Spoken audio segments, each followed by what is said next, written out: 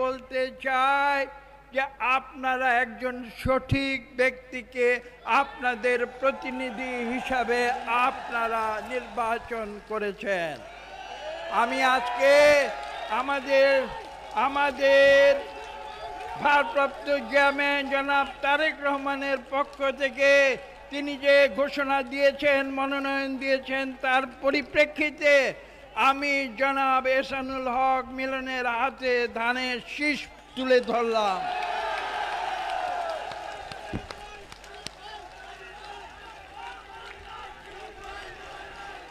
আমি বিশ্বাস করি বর্তমান অন্তর্বর্তীকালীন সরকারের প্রধান তিনি যে ঘোষণা দিয়েছেন যে আগামী ফেব্রুয়ারির প্রথমার্ধে এই দেশে একটি নির্বাচন হবে গণতন্ত্র ফিরিয়ে আনার জন্য, আমি আপনাদের উদ্দেশ্যে বিনীতভাবে বলতে চাই, আমি আজকে এখানে এসে যে দৃশ্য দেখেছি আমি মনে করছি ইনশাআল্লাহ আপনারা ইতিমধ্যে মিলনকে নির্বাচনে বিজয়ী করেছেন। এখানে বলতে হয় যে বাংলাদেশে একটি রাজনৈতিক দল রয়েছে, প্রতিষ্ঠা করেছিলেন শহীদ প্রেসিডেন্ট জিয়াউর রহমান, পরবর্তীতে তার ধ্বজা উঁচু করে তুলে ধরেছিলেন দেশনেত্রী বেগম খালেদা জিয়া এবং সর্বশেষ তার ধ্বজা উঁচু করে তুলে রেখেছেন জনাব তারেক জিয়া। আমি আজকে আপনাদের উদ্দেশ্যে বলতে চাই ইনশাআল্লাহ শুধু মিলন সাহেব নন, সারা বাংলাদেশে ধানের শীষে বিজয়ের ফলশ্রুতিতে জনাব তারেক রহমানের নেতৃত্বে এই বাংলাদেশ পুনরায় দেশের অভ্যন্তরে গণতন্ত্র পুনঃপ্রতিষ্ঠা করবে। শুধু তাই নয়, তারা দেশের বাইরেও, আপনারা মনে রাখবেন ভবিষ্যতে শহীদ প্রেসিডেন্ট জিয়াউর রহমান যেভাবে দেশে বিদেশে বিএনপির সম্মান তুলে ধরেছিলেন, জনাব তারেক রহমান ঠিক একইভাবে দেশে এবং বিদেশে এই বাংলাদেশের সম্মান উঁচু করে তুলে ধরবেন। আজকে এখানে যদি আমি কথা বলতে চাই, এখানে অনেক কথা বলতে হয়। এখানে আমার ডান পাশে রয়েছেন জনাব মুন্না সাহেব। আপনারা জানেন আওয়ামী স্বৈরাচারী সরকারের সময় নিজের জীবন বিপন্ন করে তিনি স্বৈরাচার উৎখাতের যে সংগ্রাম, সেই সংগ্রামে লিপ্ত ছিলেন। এবং আজকে আপনারা আমাদের এখানে দেখেছেন আমরা কেন এসেছি।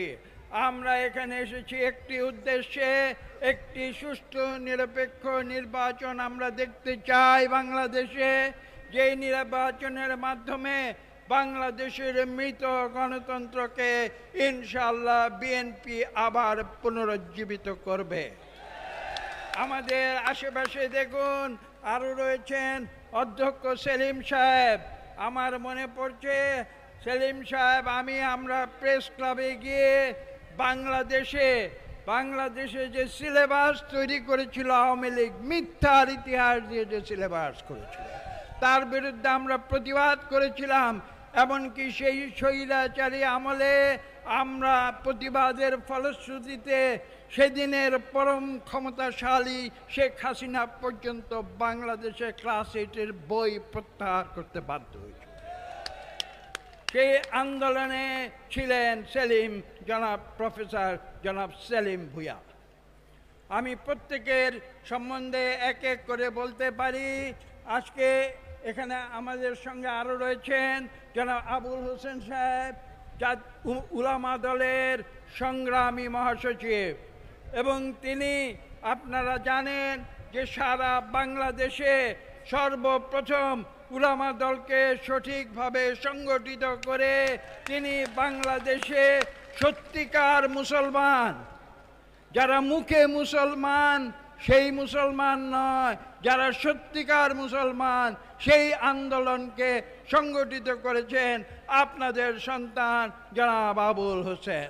এখানে আমাদের সঙ্গে রয়েছেন জনাব নেসার আহমেদ সাহেব। আপনারা জানেন তিনি এই উলামা দলের যিনি বাংলাদেশে প্রথম পরিচিত করেছিলেন সব দিকে এবং উলামা দলকে একটি দৃঢ় ভিত্তির উপরে প্রতিষ্ঠিত করেছিলেন, এবং যার সঙ্গে আপনারা হয়তো অনেকে জানেন না, 28শে অক্টোবর 2023 সালে যখন পল্টনে স্বৈরাচারী আওয়ামী সরকার যখন আঘাত হেনেছিল, ক্র্যাকডাউন, ইংরেজিতে বলে ক্র্যাকডাউন, সারা বিশ্বের মিডিয়া যেটা রিপোর্ট করেছিল ক্র্যাকডাউন হিসাবে, যখন বিএনপির উপরে ক্র্যাকডাউন করেছিল, তার পরবর্তীতে এই স্বৈরাচারী সরকারের বিরুদ্ধে সংগ্রামে এই নেসার আহমেদ আমার সঙ্গে একসঙ্গে কাঁধে কাঁধ রেখে ঢাকা রাজধানী শহরের বিভিন্ন স্থানে প্রতিবাদ করেছিলেন। আমি একে একে সবার কথা বলতে পারবো, এখানে আরেকজন কথা না বললে আমার বক্তব্য অসম্পূর্ণ থাকবে। তিনি হচ্ছেন আমাদের সকলের প্রিয় বেবি, যে নামে আপনারা তাকে চেনেন, জনাব এহসানুল হক মিলনের সহধর্মিণী, কিন্তু সেটা তার পরিচয় নয়। তার সত্যিকার পরিচয় হচ্ছে তিনি একজন জাতীয়তাবাদী শক্তির নেত্রী। তিনি ছাত্র জীবনে শহীদ প্রেসিডেন্ট জিয়া রহমানের আদর্শে তিনি রাজনীতি করেছেন, বিশ্ববিদ্যালয়ে নারী আন্দোলনের নেতৃত্ব দিয়েছেন। সেই বেবি আজকে আপনাদের সামনে উপস্থিত হয়েছেন। আমরা প্রত্যাশা করি ভবিষ্যতে তিনি আপনাদের যে প্রয়োজনীয় যে দাবি দাওয়া যা কিছু আছে সব কিছু পূরণে জনাব এহসানুল হক মিলন সাহেবকে সহযোগিতা করবেন। আমাদের সঙ্গে আরও রয়েছেন, আমি হয়তো প্রত্যেকের নাম আলাদা করে বলতে পারছি না।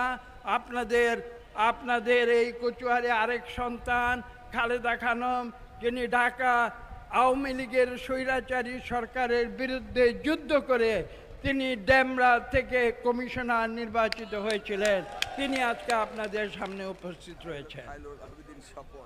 এখানে রয়েছে স্বপন, আপনাদের কচুয়া, আমার যদি ভুল না হয় আপনাদের কচুয়া বিএনপির সেক্রেটারি সভাপতি জনাব স্বপন সাহেব এবং সেক্রেটারি সাহেব, যারা আজকের এই বিশাল জনসভার আয়োজন করেছেন।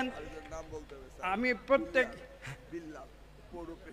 পৌর প্রেসিডেন্ট, পৌর বিএনপির প্রেসিডেন্ট এবং সেক্রেটারি যারা রয়েছেন, আমাকে ক্ষমা করবেন, হয়তো প্রত্যেকের নাম আলাদা করে সময়ের অভাবে বলতে পারছি না, কিন্তু আমি শুধু এইটুকু বলছি, আজকে এখানে বিএনপি প্রমাণ করেছে, বিএনপির যে সংগঠন, বিএনপি কচুয়া থানা বিএনপি সংগঠন তথা কচুয়া পৌরসভা বিএনপি সংগঠন, এবং এই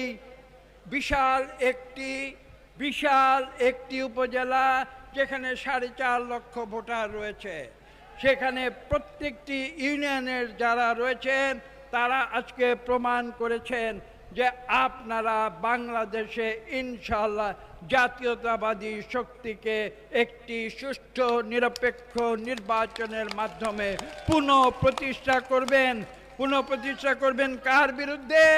পুনঃপ্রতিষ্ঠা করবেন অন্যায় স্বৈরাচারী যারা এই কচুয়ার মাটিতে, যারা এই চাঁদপুরের মাটিতে বাংলাদেশকে শোষণ করে ধ্বংস করে গিয়েছে, তাদের বিরুদ্ধে আপনারা সজাগ থাকবেন। আমি কিছু অতীতের কথা বলি। আপনারা এখানে জনাব এহসানুল হক মিলন সাহেব যখন শিক্ষামন্ত্রী ছিলেন তখন আপনারা জানেন, এটা বলা হয়েছে, তারপরে আবার বলতে হয়, ইতিহাস থেকে একটু বলতে হয়। 1991 থেকে 96 আমরা সরকারে ছিলাম, দেশনেত্রী বেগম খালেদা জিয়ার নেতৃত্বে বাংলাদেশে শিক্ষা খাতকে সর্বোচ্চ বরাদ্দ তিনি দিয়েছিলেন এবং শিক্ষাকে আমরা নতুন করে গড়ে তুলেছিলাম। কিন্তু আমি ইতিহাস বলছি এই কারণে যে আপনাদের বুঝতে হবে, পরবর্তী 1996 থেকে 2001 5 বছর কিন্তু আওয়ামী শাসন ছিল। তখন তারা কি করেছিল? তারা একটি কাজ করেছিল, বাংলাদেশের শিক্ষা ব্যবস্থাকে ধ্বংস করে দিয়েছিল। ধ্বংস করে দিয়েছিল দুর্নীতির মাধ্যমে, নকলের মাধ্যমে। এবং তারপরে 2001 সালে যখন আমাদের মিলন সাহেব শিক্ষা মন্ত্রণালয়ে আসেন, তারপরে আপনারা সবাই জানেন যে তিনি বাংলাদেশে শিক্ষা অঙ্গন থেকে দুর্নীতি তথা নকল দূরীকরণে অত্যন্ত গুরুত্বপূর্ণ ভূমিকা পালন করেছিলেন। আপনারা সে কথা সবাই জানেন, কিন্তু আরেকটি কথা আপনারা বলে গিয়েছেন, সে কথাটি আজকে আমি আবার নতুন করে আপনাদের স্মরণ করিয়ে দিতে চাই। সেই সময় জনাব মিলন সাহেব বাংলাদেশে ইলিশ মাছের যে ঝটকা, সেই ঝটকা যারা নিধন করত সেটা বন্ধ করার জন্য একটি গুরুত্বপূর্ণ ভূমিকা পালন করেছিলেন। এবং যার ফলশ্রুতিতে আপনারা দেখেছেন 2001 থেকে 2006 পরে বাংলাদেশে ইলিশ মাছের বাম্পার ফলন হয়েছিল। কাজেই সেই কথা ভুলে গেলে চলবে না। আপনাদের মিলন সাহেব শুধু শিক্ষা খাতের নেতা নন, তিনি বাংলাদেশের সুষম খাদ্য খাতেরও তিনি নেতা। আজকে আমরা বক্তব্য এখানে দীর্ঘ করব না। আমরা আপনাদের সকলের উদ্দেশ্যে, আমি আপনাদের উদ্দেশ্যে একটি কথা বলতে চাই। আজকে যেভাবে আপনারা সারা কচুয়া থেকে এখানে দলে দলে আপনারা সমবেত হয়েছেন, ঠিক সেই একইভাবে আগামী ফেব্রুয়ারিতে যেদিন আগামী নির্বাচন অনুষ্ঠিত হবে, সেদিন আপনারা প্রত্যেকে, আমাদের মা বোনদের উদ্দেশ্যে বিশেষ করে আমি বলতে চাই, ঘরে বসে থাকলে হবে না।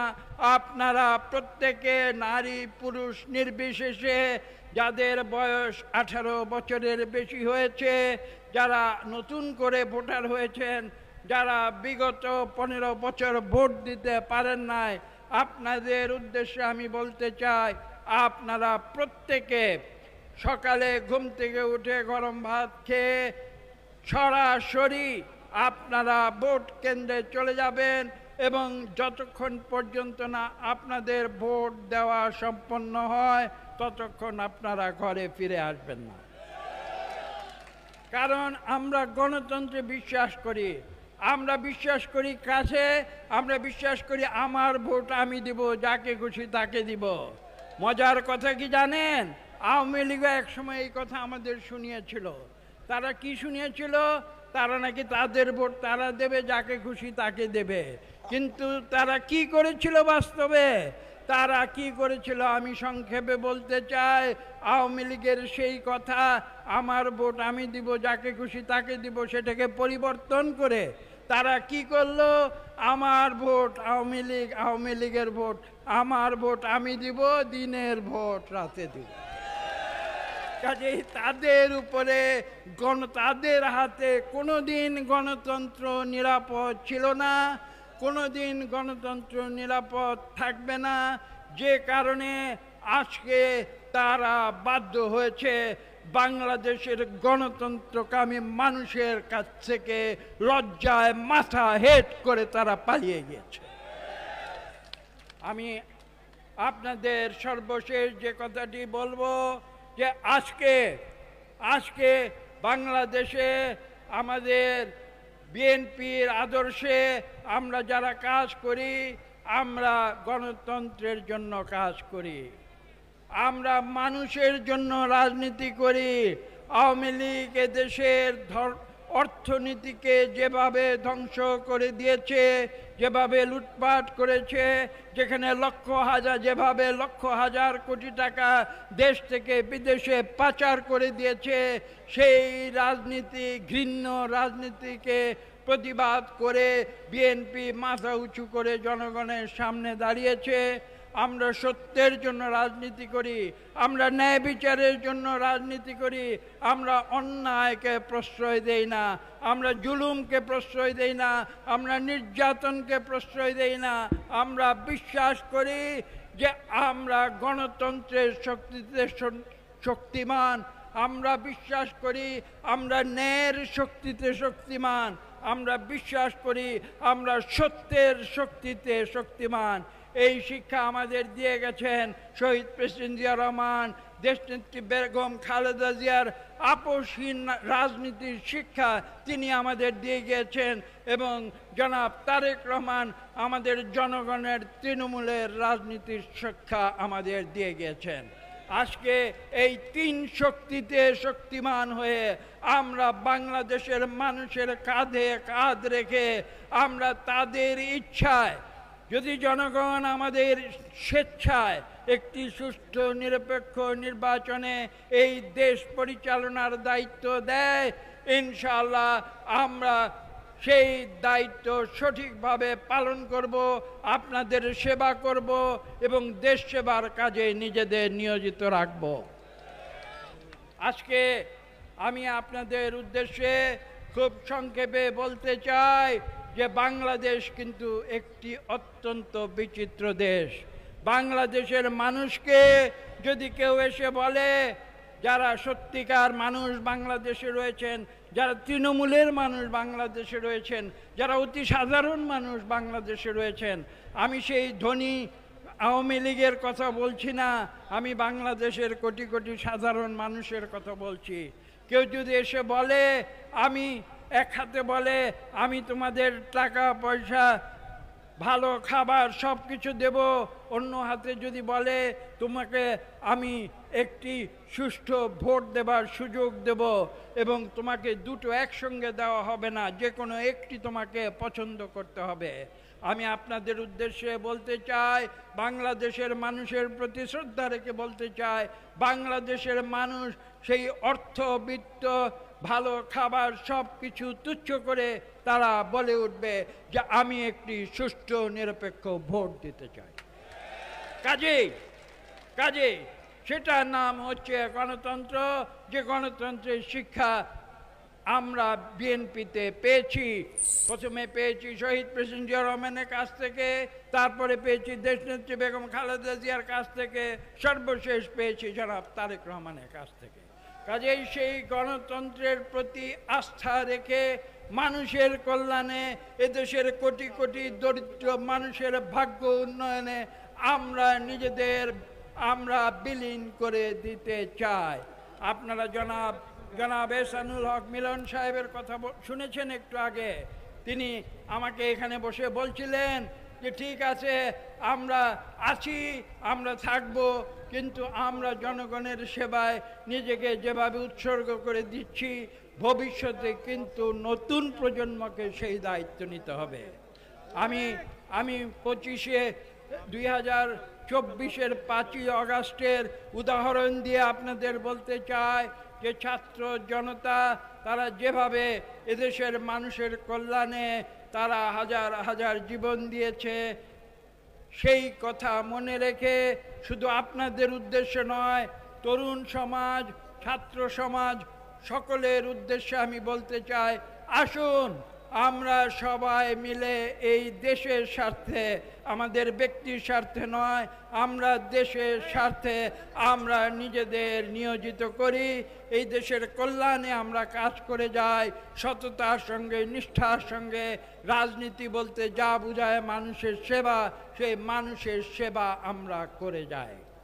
আমি সবশেষে আপনাদের উদ্দেশ্যে একটি কথা বলবো, যেটা হচ্ছে এই যে শহীদ প্রেসিডেন্ট জিয়া রহমানের যে শিক্ষা আমাদের দিয়ে গিয়েছেন, ব্যক্তির চেয়ে দল বড়, দলের চেয়ে দেশ বড়, আমাদের দেশের কথা স্মরণ রেখে ইনশাআল্লাহ আপনাদের নেতা জনাব এহসানুল হক মিলন সাহেবের সম্বন্ধে আপনাদের উদ্দেশ্যে ভোট দেবার জন্য বিনীত অনুরোধ করে আমার বক্তব্য আমি শেষ করছি।